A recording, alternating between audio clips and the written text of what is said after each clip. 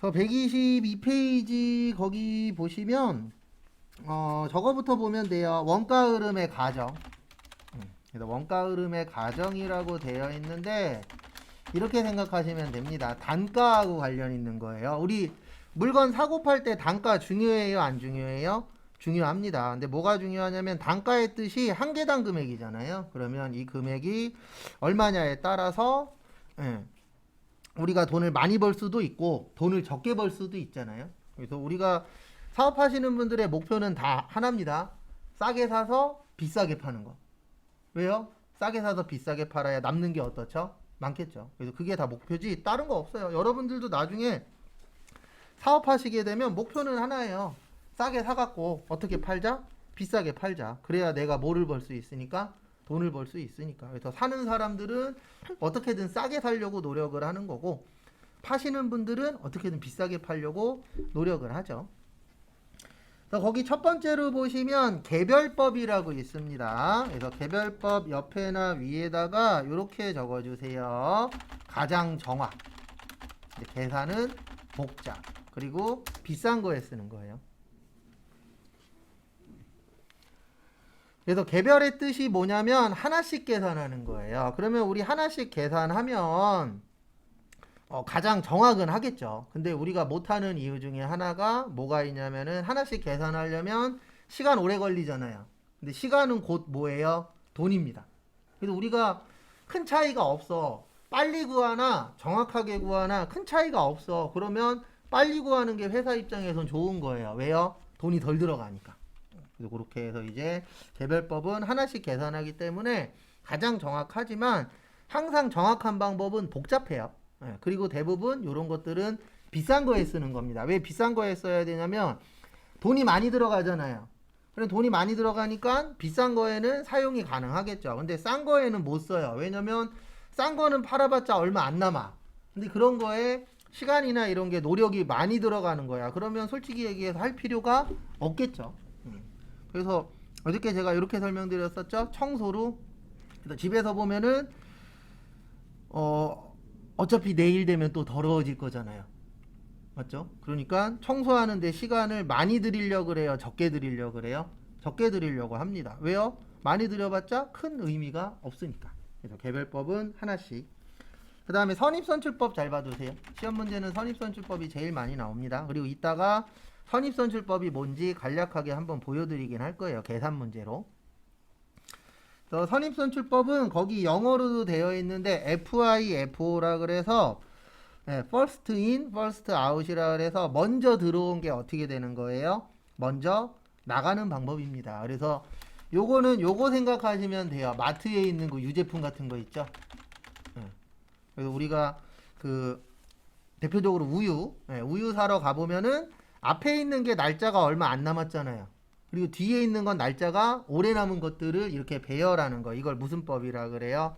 선입선출법. 그래서 여러분들이 이거는 어디 가면 많이 배우실 수 있냐면 좀 전에 이야기한 마트나 아니면 뭐 편의점 이런 식으로 이제 배열해야 되는 데들 있잖아요. 손님들한테 보여주기 위한 것들. 그런 것들은 대부분 무슨 법을 써요? 선입선출법을 많이 씁니다. 그 다음에 후입선출법. 후입선출법은 반대예요. 근데 이걸로 하는 회사를 본 적은 없어요. 그래서 혹시 후입선출법으로 파는 회사 아시면 연락 주십시오. 왜냐면 그렇게 팔면 망해요. 왜냐면은 회사 입장에서는 옛날 거 먼저 팔아야 좋은 거예요? 새 거 먼저 팔아야 좋은 거예요? 오래된 거 먼저 파는 게 좋은 거잖아요. 회사 입장에서. 그래서 대부분 회사에서는 무슨 법을 쓴다고요? 선입선출법. 그래서 그거 좀 봐두시고 그 다음에 저기 123페이지의 평균법 좀 잘 봐두세요. 왜냐하면 평균법으로 기억하시면 안 되고 이걸 또 두 개로 쪼개서 기억을 하셔야 돼요. 그래서 평균법은 이렇게 기억을 하셔야 돼요. 평균법에다가 계속기록법 쓰면 이동평균법. 좀 이따 이동평균법도 보여드릴 거예요. 그 다음에 평균법에다가 실질조고 조사법 쓰면은 총평균법. 이거 왜 기억하셔야 되냐면 시험 문제가 이렇게 나와요. 어떻게 나오냐면은 다음 중 계속 기록법으로 구할 수 없는 것은 이런 식으로 시험 문제가 나옵니다. 그러면은 우리 계속 기록법으로 얘는 못 구하잖아요. 무슨 법이요? 총평균법. 왜냐면 총평균법은 무슨 법으로 써야 되니까 실지재고 조사법을 써야 되죠. 그런 식으로 시험 문제가 출제가 됩니다. 그래서 어떤 방법 쓰면 이동평균법인지 어떤 방법 쓰면 총평균법인지 그것도 좀 같이 기억을 해 주셔야 되세요. 그 다음에 소매제고법. 이거는 저희 시험에 그렇게 잘 나오진 않는데 요즘에 이런 쪽으로 취업하시는 분들도 많아요. 어느 쪽으로 취업하시냐면 소매제고법은 이제 유통업에서 많이 씁니다. 유통업에서 많이 사용하는 방법이에요. 그래서 이거는 저희 시험에선 잘 안 나오는데 다른 시험에서는 어떻게 나오냐면 불났다라고 나와요. 그래서 불이 나서 우리 회사에 재고 파악이나 이런 게 정확하지 않아. 그때 쓰는 게 요 소매제고법이거든요. 거기 옆에 매출가격 환원법이라고 쓰여 있죠. 그래서 그게 무슨 뜻이냐면은 매출 가격 가지고 역추적하는 거예요. 우리가 지금까지 얼마치 팔았으니까 얼마치 남았을 거야. 이렇게 거꾸로 구하는 거를 매출가격 환원법이라고 하는데 저희 시험에서는 그렇게 잘 안 나와요. 그건 참고만 하시고. 그 다음에 126페이지. 일단 127페이지까지 보고요. 그 다음에 선입선출법이 뭔지, 후입선출법이 뭔지, 이동평균법이 뭔지 간단하게 제가 예제 가지고 보여드릴 겁니다. 그래서 보시면은요. 여기 보시면 126페이지 보시면 재고자산의 기말평가라고 되어 있는데요. 거기 저가법이라고 되어 있을 겁니다. 그래서 여기에서 우리가 아셔야 되는 건 세 가지예요. 하나는 기말. 공부하실 때 기말이라고 나오면 12월 31일이에요. 그 다음에 평가. 평가라고 나오면 돈 맞추는 거예요. 돈을 왜 맞추냐면 우리 가격이라는 게 맨날 똑같아요. 수시로 변해요. 변하죠. 과자 가격도 그렇고 어떤 거 우리 물건 살 때 보면은 오늘 가서 사는 거랑 한 달 후에 가서 사는 거랑 가격대가 어떻죠? 달라질 때도 있어요, 없어요? 있습니다. 근데 그거를 매번 맞출 수는 없어요. 왜냐면 이것만 맞추느라 시간을 다 보낼 수는 없잖아요. 그래서 우리 회계에서는 일반적으로 1년에 한 번 맞춥니다. 그래서 그 맞추는 날을 뭐라 그래요? 기말이라고 해요. 그래서 기말에 한 번 맞추는데 여기 보시면 저가법이라고 되어 있어요. 무슨 법이요? 저가법. 그래서 저가법의 뜻이 뭐냐면 가격이 어떻다? 줄어드는 것만 인정하겠다. 그래서 재고자산의 기말평가에서는 요걸 좀 기억을 해주셔야 돼요. 뭘 기억하셔야 되냐면 재고자산 평가손실이라는 게 있어요. 그래서 왜 손실만 있냐면은요.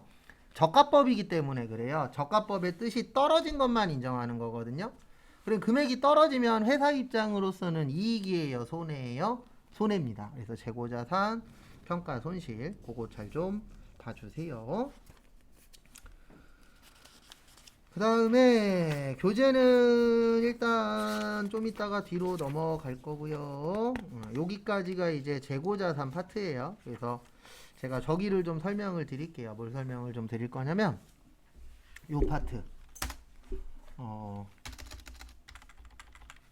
이제 선입선출법이 어떻게 구하는지, 그 다음에 후입선출법이 어떻게 구하는지, 가중평균법 어떻게 구하는지, 총평균법 어떻게 구하는지 요거를 예시 가지고 한번 제가 계산하는 걸 보여드릴게요. 간단하게.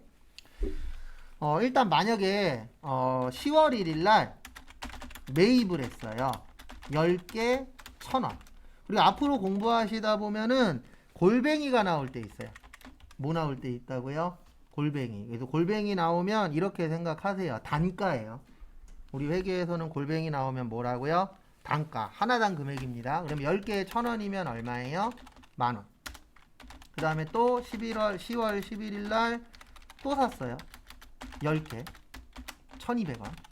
그러면 12,000원. 그 다음에 10월 21일 날 팔았어요. 15개. 2,000원에.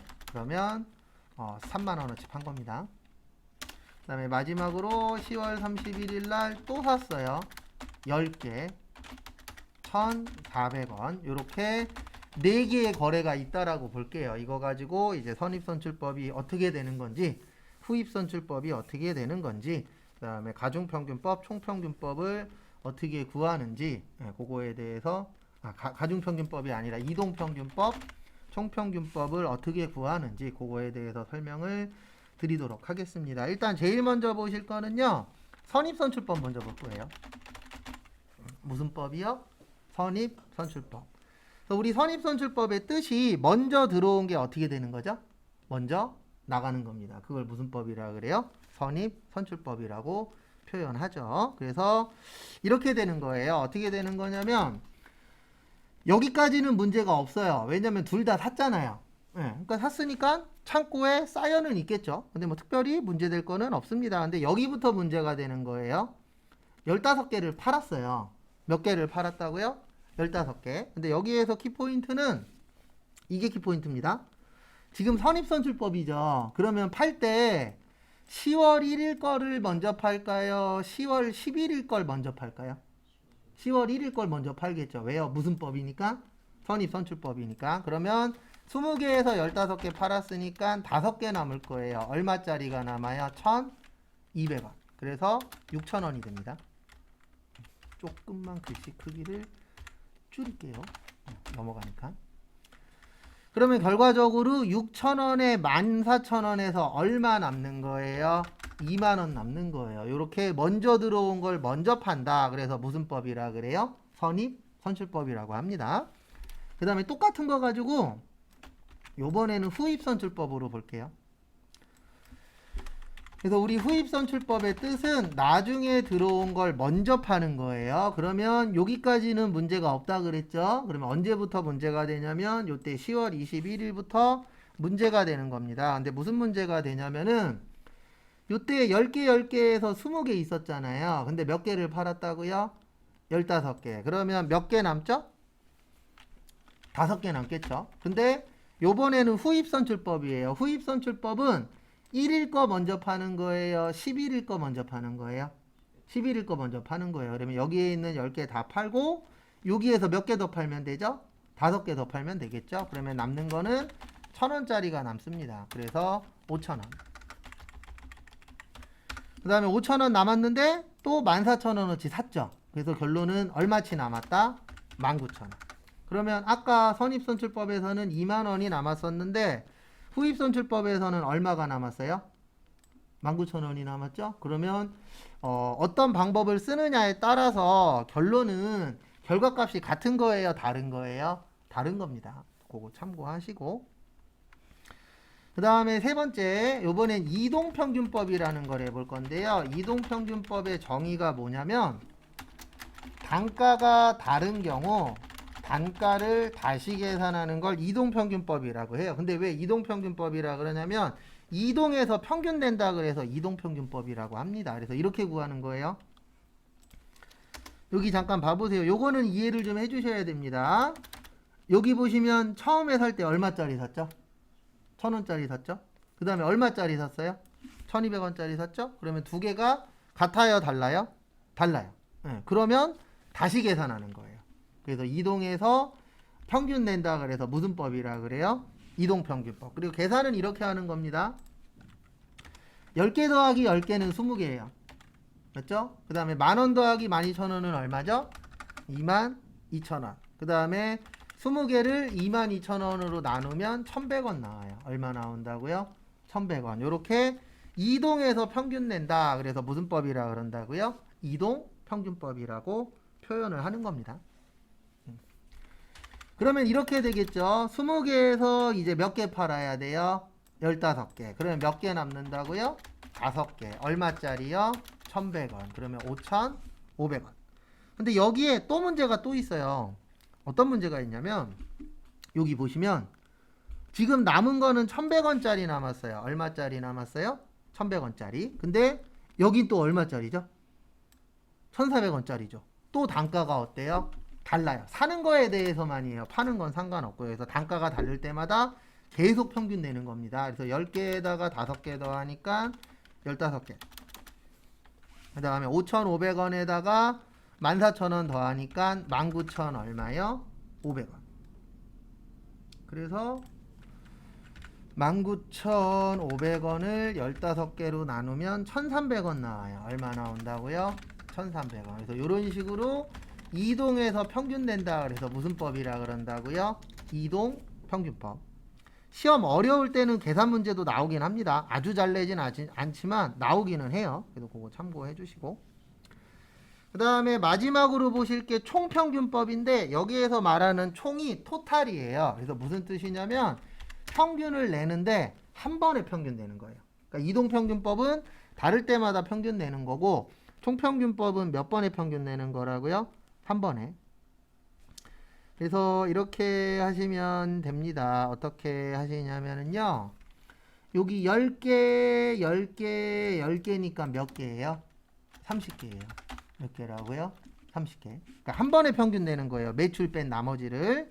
그 다음에 두 번째 10,000원, 12,000원, 14,000원이에요. 합치면 얼마 나와요? 36,000원 나와요. 그래서 이렇게 더해서 한 번에 평균 내는 거예요. 이걸 무슨 법이라 그런다고요? 총평균법. 그래서 한 번에 평균 낸다 그래서 총평균법이라고 합니다.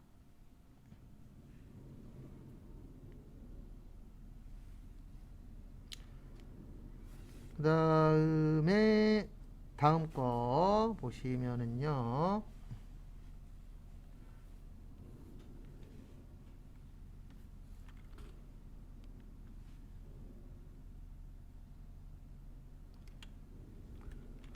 그 다음에 보시면 30개에서 15개 팔았으니까 15개 남을 거예요. 그 다음에 1200원 하면은 18,000원 나와요. 한 번 더 설명드리고 다음 걸로 넘어갈 겁니다. 참고로 이런 문제는 나오면 하나고 안 나오면 안 나와요. 근데 나오긴 하니까 보기는 봐야 되겠죠. 그래서 앞에 보시면은요, 한 번 더 간단하게 설명드릴게요. 그래서 선입선출법은 먼저 들어온 거 먼저 뭐 하는 거예요? 파는 거예요. 그래서 무슨 법이라 그래요? 선입선출법. 그 다음에 후입선출법은 나중에 들어온 거 먼저 뭐 하는 거죠? 파는 거. 그래서 나중에 들어온 게 후입이잖아요. 그래서 나중에 들어온 거 먼저 판다 그래서 후입선출법이고, 이동평균법은 이렇게 단가가 다를 때, 단가가 똑같을 때는 할 필요 없습니다. 왜냐면 어차피 단가 똑같으면은 계산해봤자 똑같으니까. 근데 단가가 다를 때에 하는 걸 뭐라 그래요? 이동평균법. 그 다음에 이렇게 한 번에 계산하는 건 뭐라 그런다고요? 총평균법. 그래서 그거 한 번씩 더 보시라고 간단하게 한번 계산을 해봤고요. 그 다음에 교재는 쭉 넘어오셔서 141페이지로 오세요. 그리고 사이사이 보시면 거기 그 제가 건너뛰는 것들이 대부분 다 저거예요. 뭐냐면은 계산 문제예요. 그래서 계산 문제를 꼭 할 필요는 없거든요. 저희가 이론 문제인데 지금 꼭 풀 필요는 없어요. 그래서 나중에 혹시 문제를 더 풀고 싶으신 분들은 여기에 있는 거 풀어보시면 돼요. 근데 그게 아니신 분들은 꼭 더 많이 풀어볼 필요는 없습니다. 그래서 그거 참고해 주시고요. 그 다음에 저기 보시면 141페이지 비유동자산. 그래서 141페이지 피시고 앞에 잠시만 봐주시기 바랍니다. 그래서 비유동자산 그러면 1년 이상 갖고 있는 거예요. 그 다음에 유동자산 그러면 몇 년 이내 갖고 있는 거예요? 1년 이내. 그 다음에 외우지는 않는데 비유동자산은 4가지가 있어요. 투자자산, 유형자산, 무형자산, 기타, 비유동자산. 이렇게 총 4가지로 나누어지세요. 그래서 그 부분은 참고를 좀 해주시고요. 그래서 앞에 잠시 보시면은요. 일단 저희가 제일 먼저 볼 게 투자자산입니다. 그러면 이렇게 이해하셔야 돼요. 투자자산은 일단 무슨 목적이에요? 투자 목적. 그 다음에 몇 년 이상 갖고 있어야 돼요? 1년 이상. 그래서 우리가 투자 목적 그러면 저희 시험에 제일 많이 나오는 거는 주식. 아니면 대표적으로 주식이 많이 나와요. 그 다음에 부동산. 이런 것들이 우리 실질적으로도 투자 그러면 제일 많은 사람들이 하는 게 주식, 부동산, 코인 그런 것들이 이제 기본적으로 투자하는 것 중에 하나죠. 그래서 저희 시험도 비슷하게 됩니다. 근데 회사 가시면 생각 외로 투자 자산이 많지는 않아요. 왜 그러냐면 일반적인 중소기업들은 월급 주느라 바쁘고 거래처에 밀린 대금 내느라 바쁘지 투자할 만큼의 여력이 있는 회사가 많아요, 적어요? 적어요. 근데 항상 보면은 이제 투자는 원래 무슨 돈으로 하는 거예요? 여윳돈으로 하는 겁니다. 그래서 여윳돈이 부족하거나 없으신 분들은 한몫 잡으려고 하다가 대박 나면 다행인데 쪽박 나면은 힘듭니다. 왜냐면 대한민국이라는 나라가 어떻게 보면은 외국보다 한탕주의가 힘들어요. 근데 왜 그러냐면 외국 같은 경우에도 뭐 다 그런 건 아니지만 일정한 나라들은 실패했을 때에 다시 일어날 수 있는 기회를 좀 많이 주거든요. 근데 대한민국은 하나 알고 계셔야 되는 게 실패했을 때 우리 실패할 수도 있잖아요. 성공할 수도 있고. 근데 그 실패했을 때에 리스크가 너무 커요. 네. 그러니까 내가 잘못됐어. 그러면 그 내용들을 다 누가 떠안아야 돼요? 내가 떠안아야 돼요. 근데 미국 같은 경우엔 그 실리콘밸리라고 있잖아요. 거기에서 그 잘못된 회사들 있죠. 그런 회사들 관련돼서 채무나 이런 걸 일부 탕감해주기도 한대요. 자기네들끼리 기금을 모아서. 그래서 어떻게 보면 다시 일어날 수 있는 기회를 주는데 대한민국은 그런 게 부족하기 때문에 잘못됐을 때에 일어나기가 쉽지 않습니다. 불가능한 건 아니지만 쉽진 않아요. 전체적으로 봤을 때에는. 그래서 저는 투자하는 거에 대해서는 권장하지는 않는 사람 중에 한 명입니다. 근데 그건 아셔야 돼요. 저같이 사는 사람들은요, 부자가 될 수 없어요. 원래 부자가 되려면, 예, 위험한 행동을 하긴 해야 됩니다. 그래서 그게 무조건 잘못됐다라는 내용은 아니에요. 왜냐면 우리가 돈 벌려면은 남들이 안 하는 거 해야 되잖아요. 근데 남들이 안 하는 거는 잘 되면은 대박이지만 안 되면 쪽박이거든요. 항상 보면. 그래서 무조건 이게 옳다, 나쁘다 그런 건 없어요. 그래서 거기 141페이지 보시면 투자 자산 있는데요. 저기 진한 글씨에다가 밑줄 좀 쳐주세요. 거기에 보시면 투자 부동산이라고 있습니다. 무슨 부동산이요? 투자 부동산. 그래서 우리가 부동산 그러면 두 분이 계세요. 대표적으로 땅하고 뭐요? 건물. 그래서 이거를 영업용으로 갖고 있으면 토지하고 건물이고요. 그 다음에 투자용이나 비영업용으로 갖고 있으면 요걸 무슨 부동산이라 그래요? 투자 부동산이라고 표현을 합니다. 그 부분 참고를 좀 해주세요. 그래서 목적에 따라서 달라지는 거예요. 그래서 토지나 건물이 되려면 우리 회사에서 써야 돼요. 그래서 우리 회사가 이 토지에다가 건물을 지어서 거기에서 장사할 거야. 뭐 이러면은 토지나 건물이 되지만 이런 목적으로 사시는 회사들도 있잖아요. 어떤 목적으로 사냐면 내가 이 부동산을 싸게 사서 비싸게 팔 거야. 이런 회사들도 있어요, 없어요? 있습니다. 그때는 무슨 부동산이 되는 거라고요? 투자 부동산. 그것도 좀 같이 봐주시면 감사하겠습니다. 그 다음에 거기에서 뭐 나머지는 볼 거 없어요. 그래서 거기 밑에 잘 나와 있죠? 141페이지 밑에 표에 보시면 판매 목적일 때는 재고자산, 영업 목적일 때는 토지 건물, 투자 목적일 때는 무슨 부동산이요? 투자 부동산. 그래서 어떤 상황이냐에 따라서 답은 달라진다라는 거, 그 부분 참고를 좀 해주시기 바랍니다. 그 다음에 거기 141페이지 밑에 빈 공간에다가 요거 하나만 적어주세요. 제가 제일 많이 적는 것 중에 하나입니다. 뭐라고 쓰시냐면 매입 시의 부대 비용은 원가 처리, 그 다음에 단기매매 증권 살 때 부대 비용은 수수료 비용, 그 다음에 팔 때는 그냥 비용. 그래서 그거 좀 봐두세요.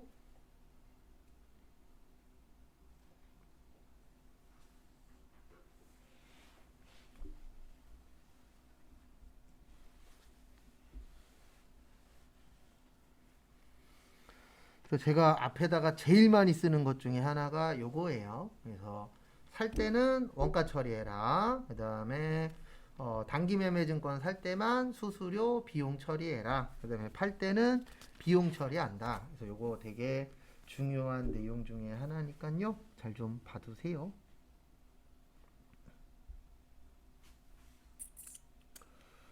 그 다음에 142페이지 위에 보시면은요, 저희 다 하긴 할 건데, 거기에서 좀 알고 계셔야 될 만한 것들 몇 가지 더 설명드릴게요. 142페이지 위에 보시면 채무증권 옆에 이자 수익이라고 있습니다. 무슨 수익이라고 있으세요? 이자 수익.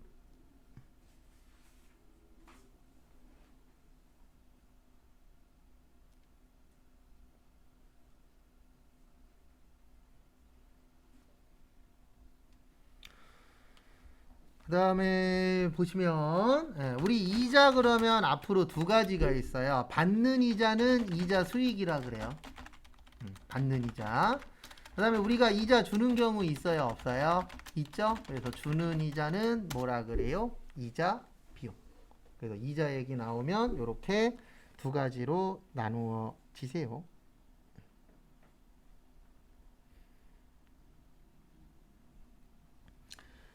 그 다음에 거기 밑에 현금 배당 보시면 배당금 수익이라고 있는데요. 요거는 나중에 외우긴 할 건데 제가 앞으로 배당이라는 게 나오면 이렇게 설명드릴 거예요. 두 가지로. 그래서 돈으로 주는 걸 현금 배당, 그 다음에 주식으로 주는 걸 주식 배당, 그 다음에 받을 때하고 줄 때. 그래서 거기 교재 위에 있는 거는 지금 받을 때예요. 그래서 배당금 수익, 그 다음에 주식 배당 받으면 회계 처리 안 하고 수량과 단가만 재계산. 그 다음에 줄 때는 요거는 나중에 세무 때 몇 번 설명드릴 건데 미지급 배당금, 미교부 주식 배당금. 그래서 이렇게 이루어져 있습니다. 그래서 거기 위에 두 개 있을 거예요. 배당금 수익하고 회계 처리는 안 하고 수량과 단가만 계산한다 라고 거기 보시면 있으시죠? 그 부분 참고하시고요.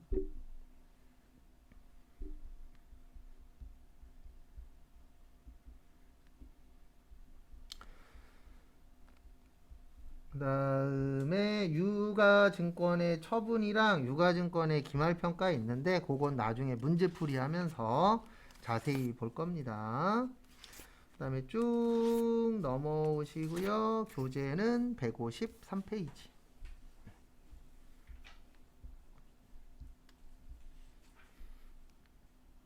그리고 제가 아마 제일 많이 강조할 건데 초반에는 암기가 가장 중요합니다. 근데 생각보다 잘 안 외워져요. 그건 참고하시고. 그래서 153페이지 보시면은요, 유형자산이라고 있는데, 그 위에나 밑에다가 요것도 하나 좀 적어주세요. 좀 이따 볼 건데, 무형자산이라는 것도 있어요. 그래서 유형은 뭐예요? 만질 수 있는 거. 그래서 형태가 있는 걸 유형이라고 하고요. 그 다음에 무형은 뭐죠? 만질 수 없는 거. 그래서 유형과 무형이 있는데, 둘 다 1년 이상 보유하고 있어야 돼요. 그 다음에 둘 다 영업에 써야 됩니다. 근데 가장 큰 차이는 뭐냐면 유형이니까 형태가 있어요. 무형은 형태가 없습니다. 그래서 요거가 가장 큰 차이점 중에 하나예요. 그리고 모든 자산은 효익이 있어요. 그래서 효익 얘기는 시험에 좀 어려울 때 나오는 이야기이긴 합니다. 그래서 모든 자산은 효익이 있는데 효익의 뜻이 뭐냐면 효과 플러스 이익을 줄여서 효익이라고 해요. 그래서 효과할 때 효자랑 이익할 때 이익을 합쳐서 뭐라 그런다고요? 효익이라고 표현을 합니다.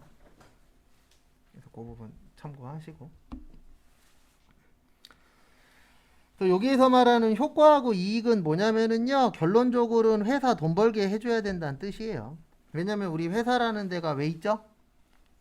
이익 창출하려고 있는 거잖아요. 근데 이익 창출하려면은 우리가 사람도 필요하지만 뭐도 필요해요? 돈도 필요합니다. 그래서 그 부분을 이제 해결을 해주는 곳이 어디예요? 네, 무형자산, 유형자산하고 무형자산이세요. 그래서 거기 153페이지 잠깐 보시면은요, 거기 잘 써놨어요. 교재 만드신 분이 뭐라고 써놓으셨냐면 거기 보시면 물리적 실체가 있어야 한다. 그 다음에 몇 년을 초과해야 된다고요? 1년 초과. 그래서 1년보다는 길어야 된다. 그 다음에 두 번째 보시면은 영업활동에 써야 됩니다. 꼭. 그래서 제가 아까 설명드린 부분이죠. 그래서 그거 잘 보시고 1번에 보시면 토지라고 있어요. 토지 뭔지 아시죠? 우리 토지 뭐죠? 땅이죠. 땅. 그래서 일단 첫 번째로 토지. 그 다음에 저기에다 밑줄 치세요. 좀 이따 설명드릴 건데 감가상각자산. 무슨 자산이요? 감가상각자산. 그래서 또 보시면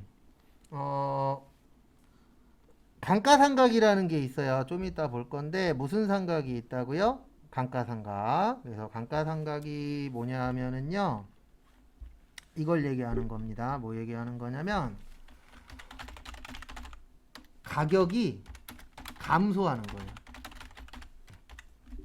우리가 이거는 아셔야 됩니다. 일반적인 물건들은 쓰면 쓸수록 값어치가 올라가요, 떨어져요?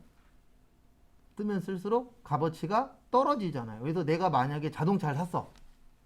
차를 끌고 다니는데 1년 지나고 2년 지나고 3년 지나고 연도가 지나면 지날수록 이 자동차의 값어치는 어떻게 되죠? 일반적으로 떨어지죠. 그걸 뭐라 그래요? 감가라고 해요.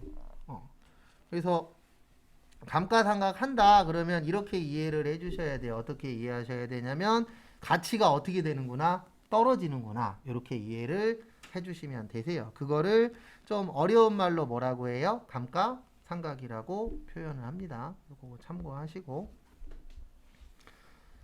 그 다음에 또 다음 거 보시면은요 건물 건물 옆에다가는 요렇게 하나만 적어주세요. 건물 옆에다 어떻게 쓰시냐면 미완성됐을 때는 건설 중인 자산.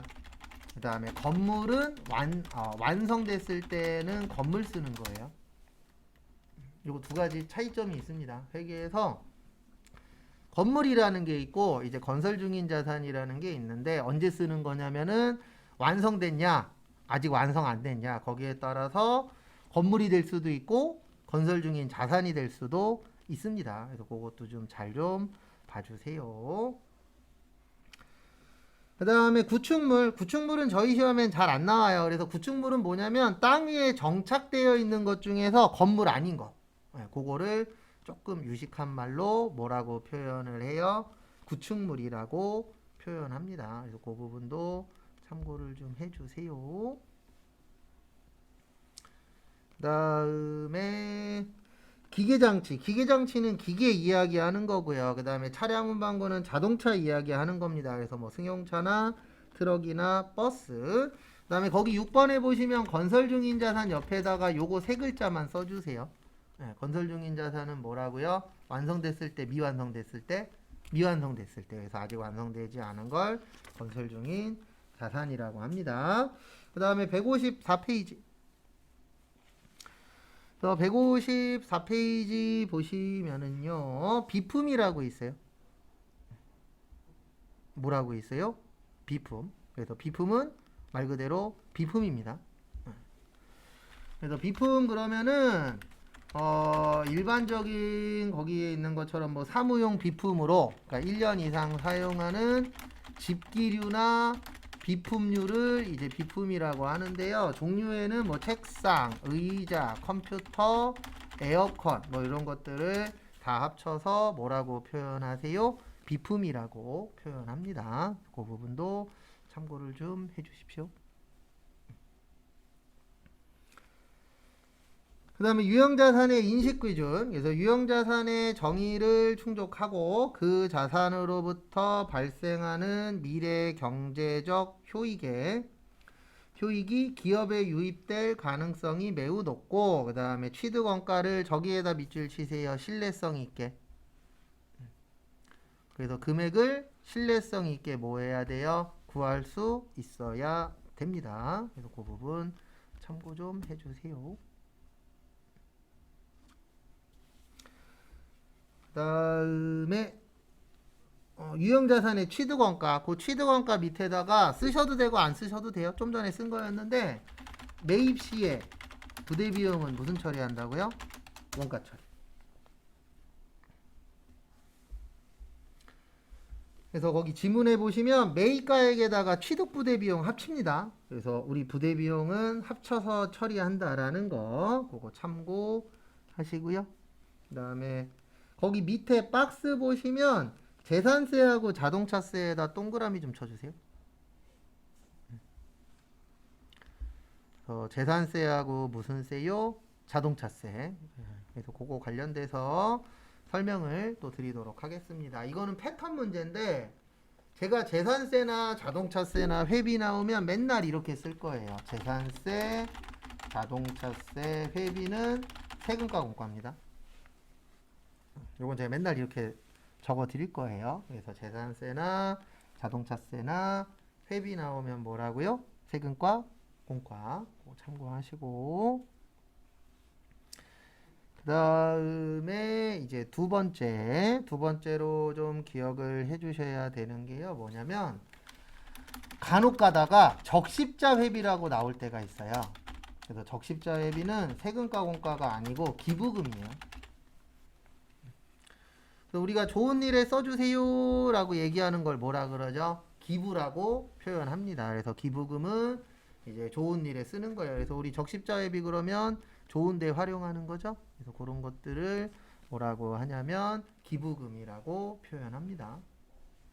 참고하시고,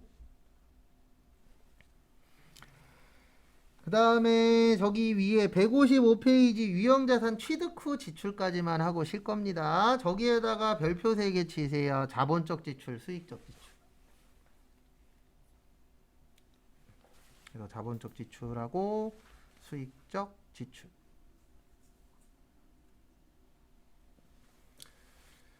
그래서 보시면은요, 자본적 지출이 있고 수익적 지출이 있는데 자본적 지출은 비싼 거예요, 주로. 그래서 첫 번째로 증축할 때, 그 다음에 두 번째로 내용연수 증가할 때, 그 다음에 엘리베이터 설치할 때, 냉난방 장치 설치할 때, 그 다음에 용도 변경.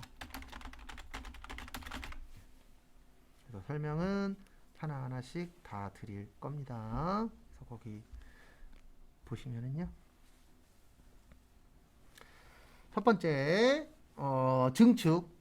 증축의 뜻이 뭐냐면 층수를 증가시키는 걸 증축이라고 해요. 뭐라 그래요? 증축. 그래서 내가 만약에 3층짜리 건물을 샀어. 근데 이거를 부시고 5층으로 다시 지었어. 그러면 건물 가격 올라요, 떨어져요? 올라요. 왜 그러냐면 3층보다는 5층짜리가 훨씬 더 어떻죠? 비싸죠. 그래서 그런 식으로 이제 층수를 올리는 거를 증축이라고 표현합니다.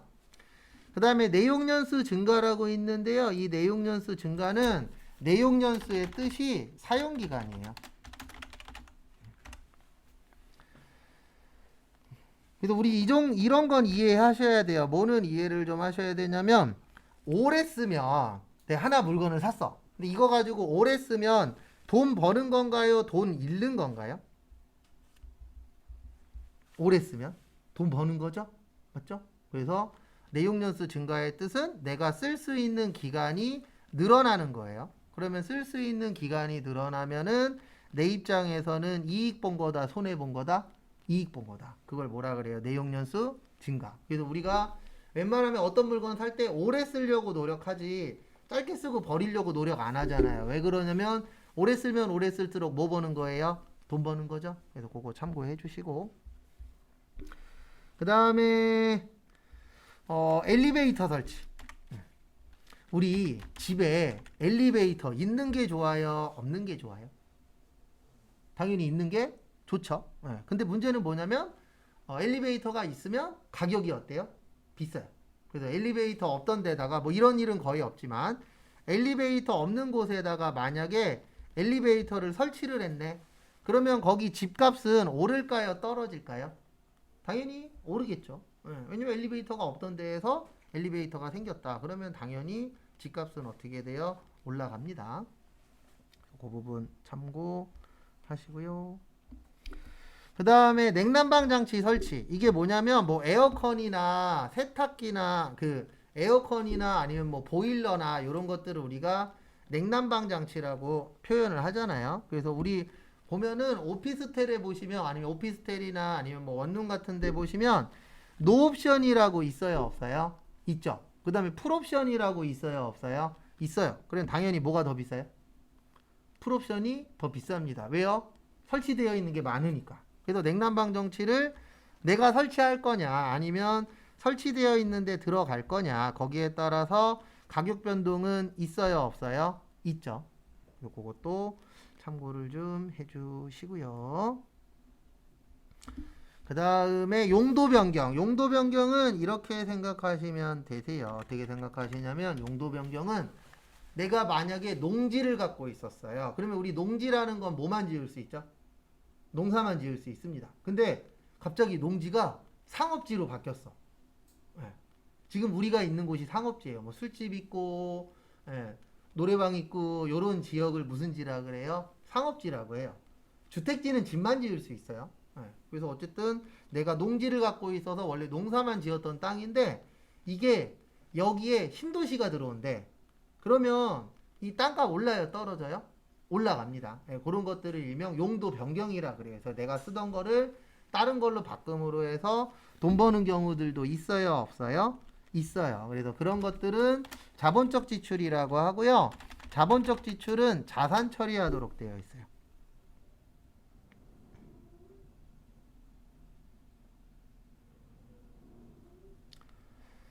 그래서 왜 자산 처리하도록 되어 있냐면 이거는 다 돈 버는 행위거든요. 그러면 돈 벌면은 회사 입장에서는 좋은 거예요, 나쁜 거예요? 좋은 거죠. 그래서 이때는 이제 자산 처리를 하도록 되어 있고요.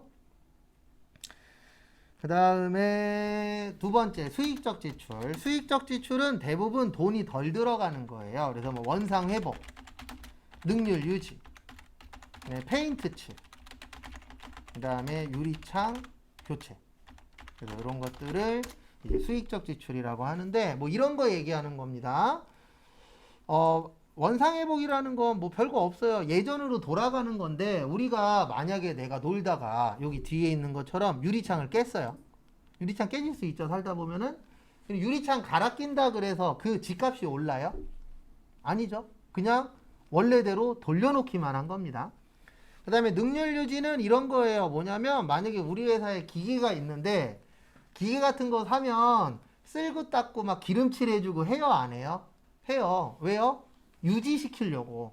근데 우리가 쓸고 닦고 기름칠 해준다 그래서 더 좋아지는 건 아니죠. 어느 정도 유지만 시켜주는 거지. 그래서 이 자본적 지출들은 대부분 다 돈이 많이 들어요. 그리고 내가 이 행위를 함으로 해서 가치가 올라갑니다. 근데 수익적 지출은 이거 해도 값어치가 심하게 올라가진 않아요. 조금은 상승할 수는 있겠지만 아니면 뭐 하락하는 걸 좀 줄일 수는 있겠지만 그렇게 큰 영향이 없는 거. 그거를 무슨적 지출이라 그래요? 수익적 지출이라고 합니다. 그래서 얘는 비용 처리하고 수선비나 차량 유지비 처리하라고 되어 있어요. 그리고 요 얘기는 나중에 문제풀이 할 때 계속 똑같은 얘기 할 겁니다. 그 부분은 참고하시고요. 그 다음에 잠깐 쉬었다가 3시 5분에 저기 156페이지 감가상각부터 볼 겁니다. 그래서 여기는 공식을 좀 외워주셔야 돼요. 감가상각은. 그래서 잠깐 쉬었다가 보도록 하겠습니다.